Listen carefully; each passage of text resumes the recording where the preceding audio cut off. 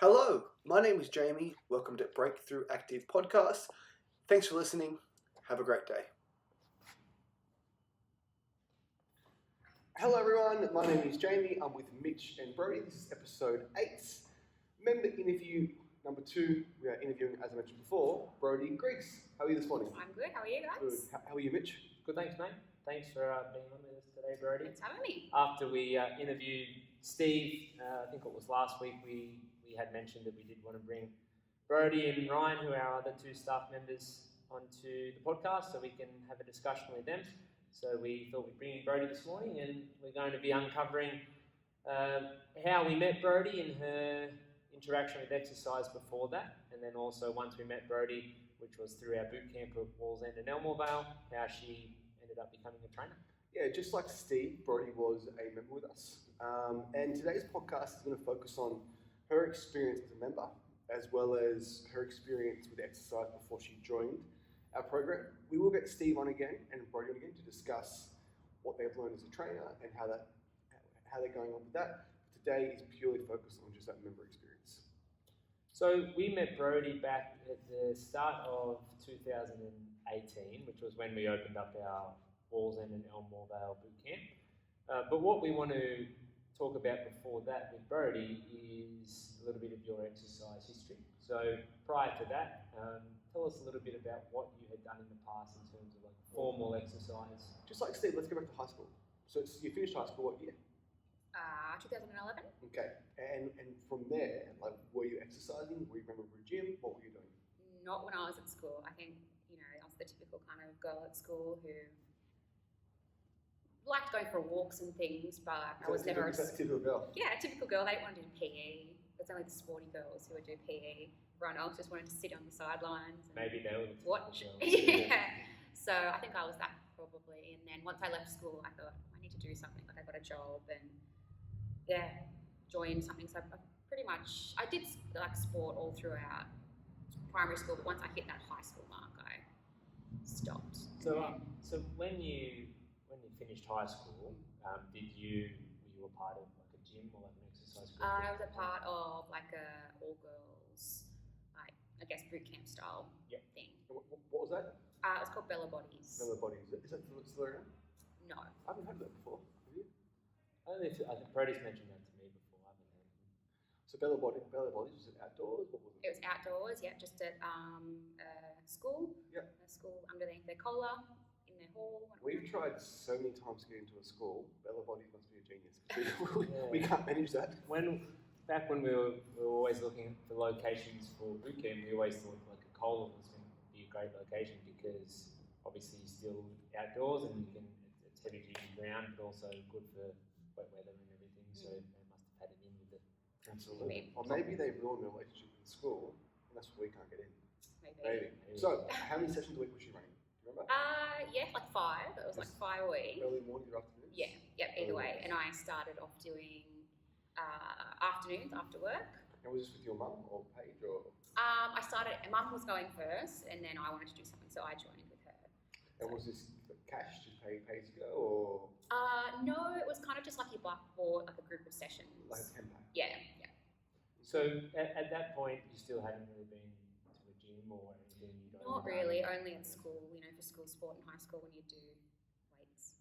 It's So called weights. at that point, obviously you were starting to train a bit more regularly. So did you see change in your body or in your fitness, or Yeah, did you see definitely. progress along the way? Definitely in my fitness. My body shape changed a little bit because it was kind of just, I guess, just nothing. Yeah. And then, I started to get a little bit of muscle definition and things, but And what stopped you? What happened? Actually what it was I moved house, so it was away from the location from where it was. Charlestown to Wallsend, is that when you moved or? This was Lakelands to Wallsend. Wallsend. Yeah. Okay, so and then this was still 2011, 2012-ish, do you think? No, that would have been, like 2015? You were with her. 16? You were with her for a while. Yeah, a little while, yeah. So Few years. we often find that, at times when people, like you would have been early 20s, I guess at that point, And it is, still normally a priority for people of that age. They are, I guess, body conscious, and a lot of their friends and their, I guess, their network are starting to train. But there was a little bit of a period between that and when you worked out with us. So did you have a bit of a layoff, or were you working out somewhere else? No, I tried with my friend to join like a gym. Like we didn't join the gym as such, but it was like a little. Abuse their trial period. No, it was like you buy a group of sessions, like it was a visit card type thing. And we used to go there and not know what we were doing. We'd walk around and be like, like we'd just go on the treadmill half the time because we didn't want to embarrass ourselves using the equipment. That's something that is very, very common that we hear, and like over the years, it's probably one of the main conversations we have with people when they start. Most, it's hard to know the percentage, of course, but we feel as though a lot of people have tried being a member of a gym or done, a trial or something like you have. But like you mentioned, once you walk into a gym, you are exposed to this huge facility which has free weights, barbells, dumbbells, it has machines, it has cardio equipment, and probably have like a group classroom. And it is so hard for you to know what to do. And for starters, you have no idea how to use the equipment. But when you're looking at what you're wanting to achieve, so at that point, let's role play for a moment. But what did you want to do at that time? Were you looking to lose a bit of body fat? I always was looking to lose body fat. So that was just my goal. And there's obviously improve fitness. Overall, it's something with, if you were looking to do those things, you would have had absolutely no idea of, for starters, what to do or how to do it. And that's, or what to eat. Just no idea. Yeah, and then obviously the nutrition side of things. And that's where, I guess when we started, 5 or so years ago, we saw that gap in the market where we were having this conversation over and over again with people who were starting out that they just had no clue what to do. So, but that line you said, I've heard that 1,000 times. Join the gym, spend time on the treadmill, you get bored, you don't go back. You don't go back until you cancel membership. And we discussed this previously. It's not actually the gym's fault. They're literally set up for that. Right? Gyms are set up. You are effectively paying to rent their equipment. That's what it is. They have a location and they have all this stuff, and you pay your membership due to use their stuff. Yeah, and there's no support provided, and then you're paying for that membership, but you're only using the treadmill when you can go for a walk outside. Yeah, exactly. And that's where obviously if you have a personal trainer in the gym, that's when they're providing, if you get a good one, which isn't all the time, but they're helping you with like a program and making sure you know what you're doing and having like a plan to follow.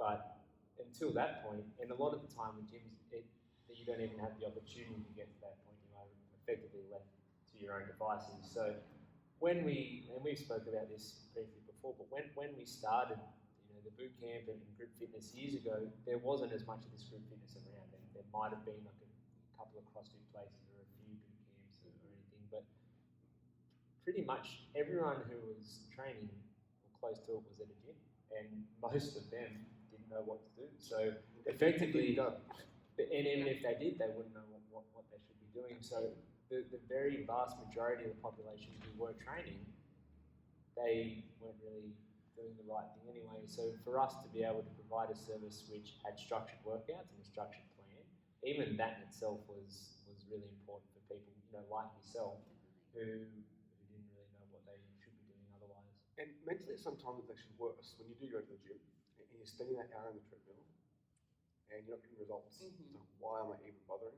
And that failure in their own mind, that setback, can happen 4 or 5 times. So by the time they get to us, they lack the belief in themselves that they can actually create a positive change. I used to remember walking on the treadmill and I'd be looking out at all the equipment and I'd be like, okay, I'd watch someone on the equipment and be like, okay, after they get off, I'm going to get off the treadmill and go and try and do it. And I would be so nervous. What made you nervous? Just getting on there and not knowing what the hell to do. Just looking like a fool. Yeah, definitely. So one thing that everyone should hear, that people that go to the gym, they spend more time looking at themselves in the mirror than looking at you, right? And as much as gyms can be judgmental environments, for the most part, the majority of people in there are happy to see people in there.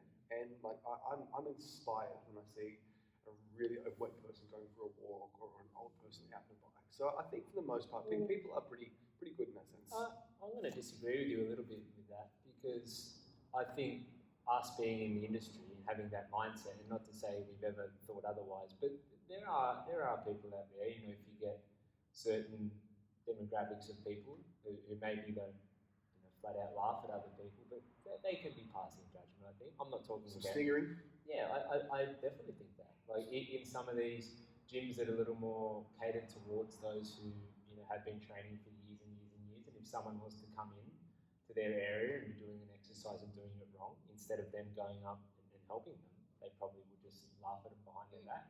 Is that how you felt? Yeah. I was wrong then. I'm not saying you're wrong. That's just my belief, and I think that's... Maybe it's just me. Well, I think when you go to the gym, because you've been training for the better part of 15 years, and now you are a trainer and have a business around it, like, of course you're going to have that mindset. But I think for the average person, or, you know, guy in their early 20s or something, like, they're not going to... I guess what you take into account is the 18-year-old guys in there.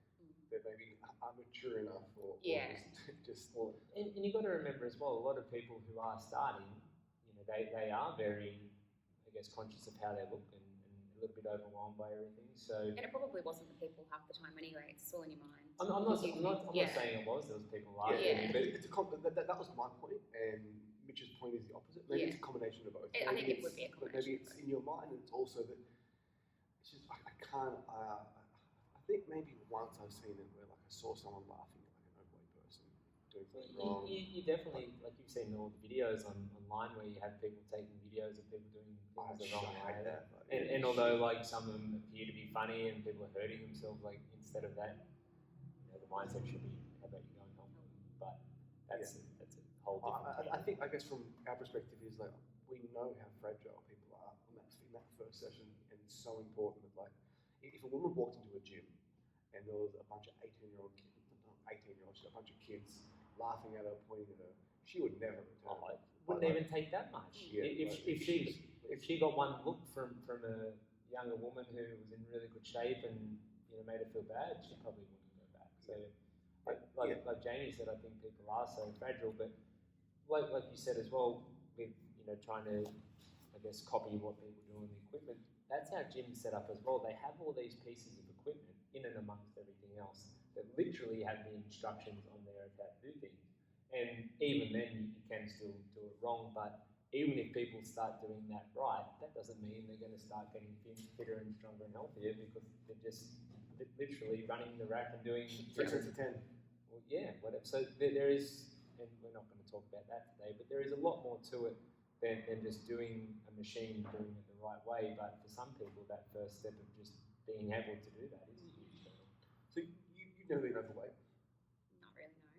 However, you still feel that you need to lose body fat and that you are overweight. So if you said you were overweight to an overweight person, like an actual overweight person, that person would be very upset. Yeah. So explain that. Explain, because we got that before too, when, like, I said, hey, I want to lose some more body fat, or Mitch wants to get leaner, like, oh, why? Like, you're already lean enough, you're already strong enough.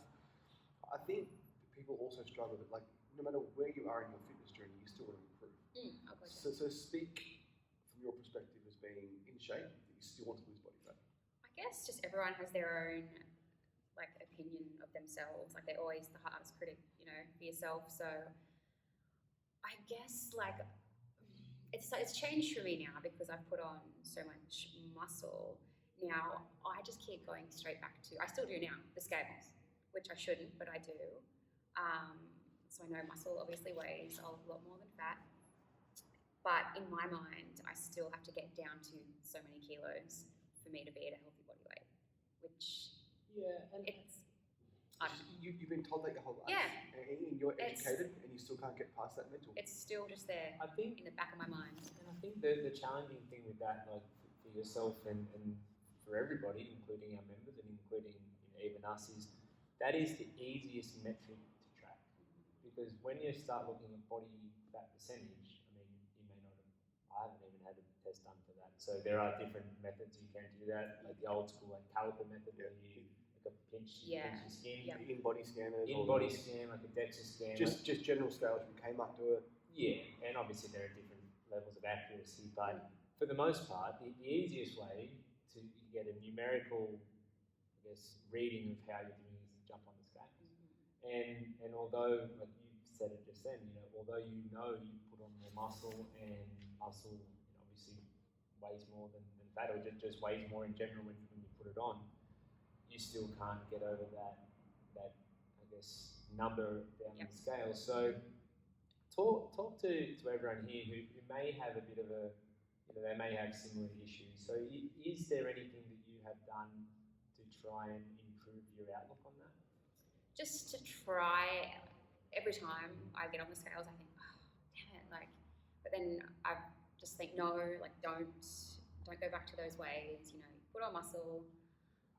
I've had this discussion with you many times. Yeah. I truly believe the best way to do it is just with photos. Yeah. And that might be confronting to some of you, and I understand that. But especially being female, like with your cycle, your weight can fluctuate 3 or 4 kilos a month. Yeah. So if you're eating healthy, you're training hard, and it's that time of the month, and you know that you're going to put on weight, and you know you shouldn't think about the scales, you still do. Yep. And it's amazing that I can think of members all over our I guess our camps and actives that they're happy, they feel good, they're strong, they're moving well, jump on the scales, miserable. Yep. I think photos are the obvious way, if you, especially if you take it in, like bikini or something where, and you don't have to share it with anyone. Yeah. But also, I think another way is generally just how clothes fit, and I'm not talking about elastic track pants, but if you've got a pair of jeans, and they're fairly difficult to get up, and then if 6 weeks later you have those pair of jeans on again and they're a lot easier to get up, then you'd like to think that you're moving in the right direction. So I guess what I do talk about with some people as well, and what we have discussed in that, I think it was the previous episode, is looking for other metrics to be able to gauge your progress as well. So that's why I think having strength goals and having fitness goals is really important as well. Although there is that's not going to really impact on your body composition, so to speak, on your weight loss, because you can still be strong and be heavy, or you can still be fit and be heavy. But I don't think it is mentally healthy just to have that one, I guess, metric which you're gauging yourself off, even if it is a photo, especially when you are wanting to get fitter and stronger, like someone like yourself is. Only looking at the scales, or even only looking at body fat isn't probably the best way to do it. So having a goal in mind of hey, I want to be able to, squat 60 kilos for 5 reps, and I want to be able to run, a park run 5 kilometers in less than 25 minutes. Definitely. And I'm not saying it has to be those two things, but having some other metrics outside of just that pure body fat or that weight, or even how you look, I think is a really healthy way for general population people just to be able to approach it, unless you are really invested into one specific, if you're doing a bodybuilding show, or you are maybe trying to get to a certain size for your wedding. I mean, that's a little bit different, but for someone like yourself who's looking for something ongoing, I think having a mix of both is healthy. Yeah, definitely. So in between the gym and when you joined Break-Thru, what were you doing? So I know you had a job that was a bit stressful. Yes. So I worked for a surgeon. Wasn't the nicest man in the world, so wasn't the best environment, I guess, for myself. In my headspace wise, it was very stressful. At that Almost 5 time, years. we discussed before, but you weren't eating. Yeah. And you lost all the weight in the scales. Yeah. Were you happy then? I didn't notice it because I think I was so stressed.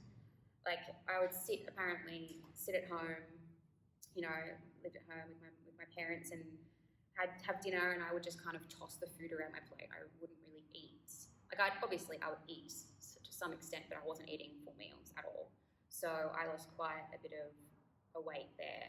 I actually looked back at photos the other day, and I did think my face looked really gaunt in one photo. And I thought, wow, it just goes to show how bad being in such a bad, I guess, place in your mind can be for your overall health. You can contribute all that just to work-related stress. Oh, definitely. No other lifestyle stuff. Nope. And when you're trying to get away from the scales, you need to use all the evidence you have at your disposal. So at that point, you would have been lighter than you've ever been in your life. Yes, I definitely. You still weren't happy. Nope. You apparently were gaunt in the face. And that's when, just to get over those scales, you need to really just just talk yourself into it. Like I've been like, when someone wants to be 70 kilos and they're 72, when they're 70, their life doesn't change. No. Like, why do you want to be that number? Well, as well, like it sounds strange, but I've said to people before, do you know who has low body fat? Drug addicts.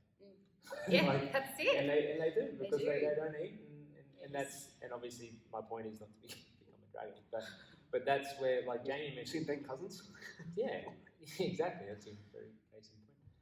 But you need to have the reason why you're wanting to be either that weight or that size or that body fat percentage or whatever it may be, because just doing it to look down at the scales and see that number, or to be able to finally do up like a pair of size 6 jeans or whatever it is, it's not enough. Like the reason needs to be deeper than that. For starters, otherwise you're probably not going to commit and invest and end up seeing it out anyway. But also, like Jamie mentioned, when you do finally get there, and it sounds like at that point in your life you were quite light, but you wouldn't have been fulfilled. No. The other thing too with like low body fat is, people listening may not know this, but you don't sleep. If you are a really low body fat, you don't sleep well. Your body is constantly stressed because your body's constantly in starvation. Starvation mode is the wrong word. Your body is constantly lacking resources. You have no sex drive. Like if you have really low body fat, all your hormones, all those normal functions in your body stop working, because you're supposed to have a bit of body fat. Yeah. And I think on Instagram and models and bodybuilding and supplement shops and just the non-stop like pictures of fit, healthy people in your face at all times, when you see that person, it's a great interview actually with Hugh Jackman. So Hugh Jackman, obviously great shape. Wolverine looked amazing, and he said for that, like he looks like Wolverine for 1 minute. Yep. He'll train and diet for 6 months. In those last 36 hours, he won't drink water. Keep in mind, if you don't drink water for 72 hours, you die. And he takes his shirt off, he gets that footage, and then that's it. Like it's not real. Like, Exactly. And that might be hard for people to accept, but there's obviously the outliers that are just very gifted. For the majority of us to look like that all the time, and it's not possible. Well, I think so many of us are influenced off what we see on social media as well. You were at any point. Oh, God, yeah, definitely. And I think that's normal, because even to this day, like I see people like guys who are maybe my age or similar, and they are super lean and muscular, and you think, oh wow, like they look great, but knowing that's like Jamie mentioned, the perfect shot, they get the perfect photography work and everything. So I think not just for you, but for everybody, I think having that unrealistic expectation of perhaps what we can look like, because a lot of the images that we see of people on social media or in modelling or on TV or movies or whatever, it's not how they look in the real world. And I think that can really make it hard for us to accept what our bodies look like when we are striving for something that isn't. Or if you're sitting down like this, like no one looks good. Exactly. Yeah. So I guess for you at that time, how did you sort of reverse that? Like if you went from that time in your life where you were very, very stressed at work and had a bit of issues with, I guess, your food and your weight and everything, what changed after that? I just knew I just couldn't keep living like it. I did it for like 4.5 years, almost 5 years. I just thought, how much more of this can I actually take? Like, what is my life? I was just living day to day. I didn't think I was living for anything. So I was just like, right, I'm going to quit. And I quit. What a feeling. It was great. I quit without a job to go to, because I was so over it, being treated. I wasn't treated nice at all. So I was just like, nope, leaving. And my head space changed so much for the better instantly. You got another job. I got another psychologist. And then at that point, did you start exercising again? Yes. Yeah. So little bits here and there until I found you guys. Okay. So I think that's. I mean, obviously at that point in your life, you were early 20s. You didn't have any kids or husband or anything. But there are so many people who we know, and have spoken to over the years that are just so miserable, at their job, and it is causing all sorts of stress and affecting their relationships with their family and maybe it is their partner or friends. And to do what you did, to just completely get out, it sounds like it's the best and only option you really have. But there are so many people who just persist with that, and they continue to go in day after day and week after week. And I understand that people have obligations, financial obligations, and everything. But at what cost? Like, what is the trade-off of having that life when you are perhaps so stressed and so unhealthy in that respect that it is impacting you that badly? But that was me for 3 years. So my first job at a high school, I worked for Suddenlink, and like that's when Mitch and I were raging alcoholics. Like I was so miserable. Social alcoholics.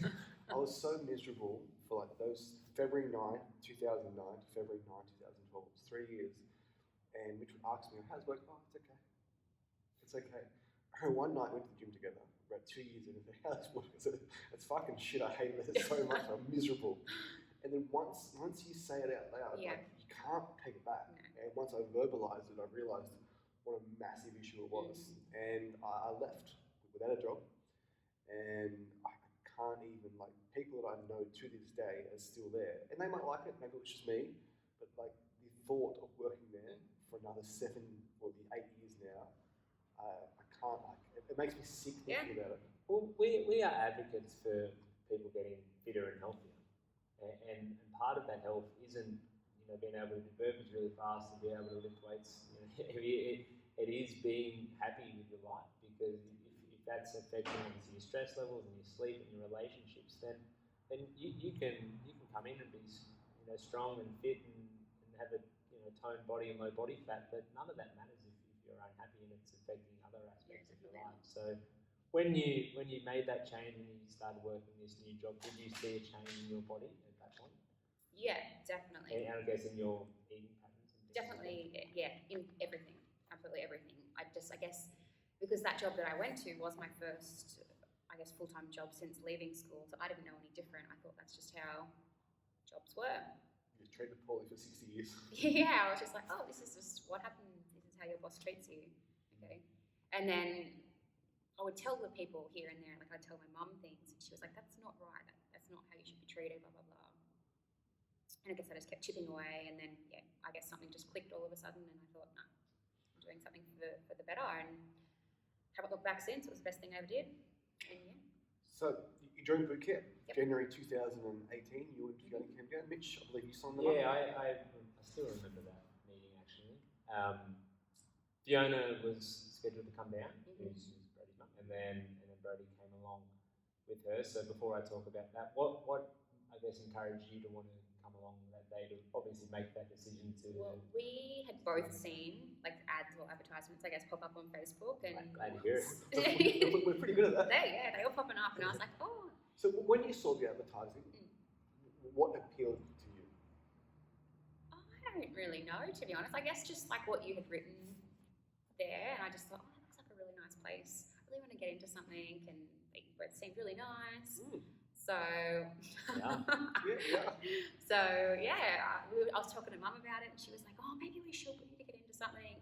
So she messaged you guys, and then I was still a little bit like, "Oh, shouldn't I?" And then she was like, "Oh, I've got an appointment." So she went, and I was like, "Oh, fine, I'm coming." And rest is history, I guess. Yeah, and I remember meeting you guys and having the conversation which we have with everyone new. What have you done in the past? What are you looking to achieve? And obviously talking about your work and getting to know you guys a bit better. And I remember even that day talking to you and saying, what are you wanting to improve on? And you kind of said laughingly, oh, I'd like to lose 5 kilos. Yeah. And you're small by nature, so. And I remember saying you kind of being a little bit embarrassed that you wanted to do that. And I was like, well, no, it's good that you do have something that you're wanting to improve on, and that's what we touched on before, where people who are quote unquote overweight may look at you and think you don't need to change at all. But if you don't have something that you're wanting to better yourself with, then there's no purpose being there. So we spoke about that a little bit, and spoke about how obviously a combination of weights and what's resistance training and cardio and core work is going to help. And then you guys got set up and started with us then. We discussed this before. When people come down, the majority of the time it's for fat loss. They come down thinking they want to lose fat loss, and it's our job to tell them what they actually need to do. Mm-hmm. And for you, it was just more weight training. Yeah, and that's where that's why we have that conversation with people at the beginning, because it's not a one size fits all type deal, but we talk to people a little more about nutrition who maybe we feel as though need some more help in that respect. If people are just starting out and haven't trained for a long time, we'll talk about starting very easy and maybe going for some walks on off days. But for someone like yourself who had done a bit of training, you kind of jumped into 3 to 4, 5 sessions a week, I think, at the start. So tell us a little bit about what you thought of, I guess, those first few experiences or first few weeks. The first session was Monday. I went up at 4:30. You and your mum were there. It was quite busy. I was running it. So what was your initial thought? I was so nervous rocking up, like ridiculously nervous. I think to it now and I'm like, well, I was nervous for something like that? But I was. My mum was as well. I guess just anything new, you're just like, oh, I'm a bit nervous for that first initial little thing. And I guess I hadn't been doing regular exercise, for a little while. So I was then worried that, people are going to run rings around me. I'm going to be embarrassed, blah, blah, blah. And yeah, but as soon as the session started, I was like, oh no, this is good. And from that point, I just loved it. Loved every aspect of it. You were lovely, or you were lovely too. We spoke about this in another episode where we can and this goes to you now as well, obviously working with us, but we can sometimes look past just how nervous and how anxious people are before their first session. Yeah. And that's coming from you who was in the mid-20s or early to mid-20s, and you had recent experience with training, and you weren't overweight by any means, like there was no, I guess, logical reason for you to feel as though you should be nervous when you compare it to maybe some other people. But it just goes to show for us, and it's always good for us to remember just how important that first session, that first experience is. And that's why we've spoken in depth about this, just how we always do really go out of our way with newer people, because we know that first time they come in, they may look okay on the outside, but they are really they're a nervous wreck. They are a nervous wreck. I messaged you on Facebook. Mm-hmm. So it's something we often do is just, if someone comes down, we touch base with them that night, because the last thing we want is if those nerves kept going and you don't come back. Yeah. I message you and then come back Tuesday, and then before the week's over, you're in. Yep. Because it can go a few different ways. Like you mentioned, you felt very comfortable once you got started, and you realised, this is all pretty good, and my fitness is decent compared to other people, and you really loved it. And sometimes if it is the other way for people where they can be nervous and everything, we obviously do our best to welcome them in. But if they haven't done something for maybe 10 or 15 years, they may not be able to keep up with it. So that's where that is our responsibility to talk to them throughout the session, but then also afterwards, that night or the next day, and say, listen, the first session is always very challenging. The people we've had here have been with us for months, and they were all in the exact same boat that you were in when they started. So that's where, for us and for people starting, it is a very fragile process, because it can, go a few different ways, and it can, we've had people say that they went and tried somewhere and never went back. So we're always very aware of that. But so you were very consistent. You trained 4 to 5 days a week, 4 days a week, and you were months in. Yep. You're getting fitter, you're getting stronger. Sessions were just, they were still challenging, but you needed more weight. Yeah. At what point did it cross your mind that you thought, hey, maybe I'd like to be a trainer? Because I know you're working with a psychologist, and you didn't like it, but you didn't hate it. It was just a job, right? So when did that cross your mind? I guess probably a few months in, or 5 or so months into training with you guys, that I did think, am I always going to be stuck working at a desk job? And I think I resorted to the fact that I was like, I guess I am. I've always done that. And then And you were there, you were a desk job, or you were a medical assistant, medical receptionist for 7 years? Yeah, 7 Yeah, so it's never too late. Oh God. Yeah, so was there something, I mean, I know we sort of spoke about it with you, here and there, but was there something that you liked the thought of about being a trainer? I mean, was Yeah, there just something... helping people with, their goals, their fitness goals. It's so important to be, healthy.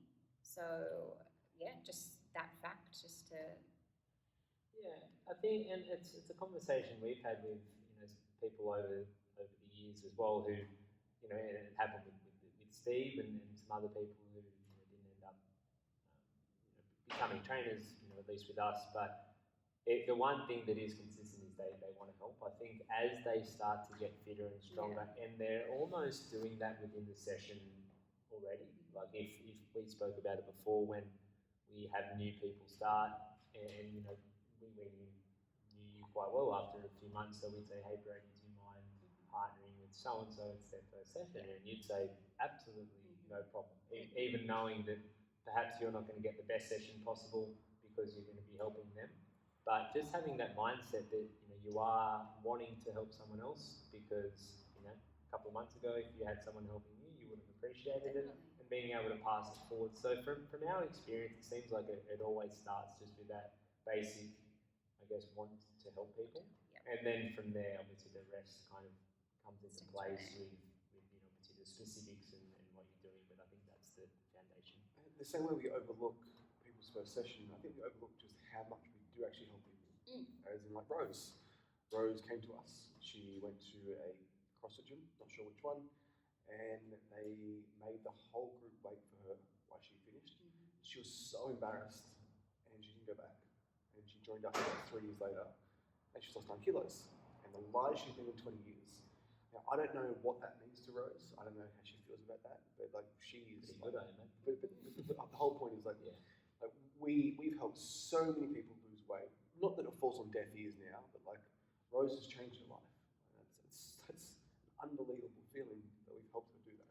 And it wasn't because it's not that we're the best. It's just we provided that environment from day one that she needed to flourish. And I think that is the one constant around amongst trainers is they all have that desire to help people, and like Jamie mentioned, this was just yesterday that Rose did tell us that, and it still made me feel really, I mean, obviously proud of her, but also just very satisfied and very happy with that was quote unquote because of us. We saw her our business. And you look phenomenal. Like, how much have you lost? 9 kilos. Just couldn't believe it. Yeah. So I think that, like I said, that is what is the one constant amongst trainers is they are wanting to help people. But for you, I mean, we'll get into this a little more in the next episode. But was it a big decision for you to want to transition to a new stage of employment? Because up until that point, you'd only really known the one. Yeah. I mean, similar types of jobs. Yeah, similar types of jobs.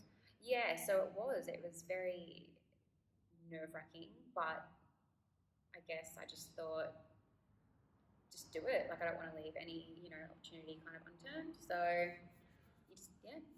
it was a big thing though. It was a big thing for me because I thought, can I do this? What was your favourite thing about the bootcamp?